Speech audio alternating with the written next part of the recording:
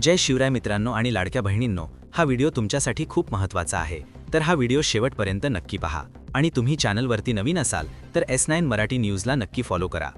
राज्यात नुकतीच लागू असलेली आचारसंहिता आता संपली असून त्यामुळे सरकारला प्रशासकीय आणि आर्थिक निर्णय घेण्याचा मार्ग मोकळा झाला आहे।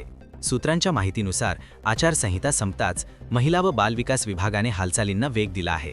लाभार्थींची अंतिम यादी तपासणे, अपात्र लाभार्थ्यांची छाननी तसेच बँक खात्यांची पडताळणी ही प्रक्रिया सध्या सुरू असल्याचे समजते।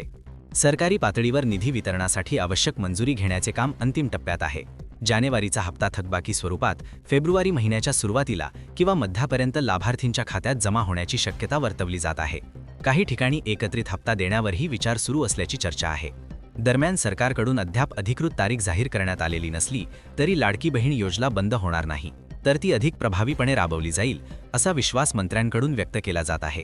त्यामुळे आचारसंहिता संपल्यानंतर सुरू झालेल्या हालचालींमुळे लवकरच जानेवारी हप्त्याबाबत स्पष्ट निर्णय होण्याची शक्यता आहे। लाभार्थी महिलांना आता सरकारच्या अधिकृत घोषणेची प्रतीक्षा आहे।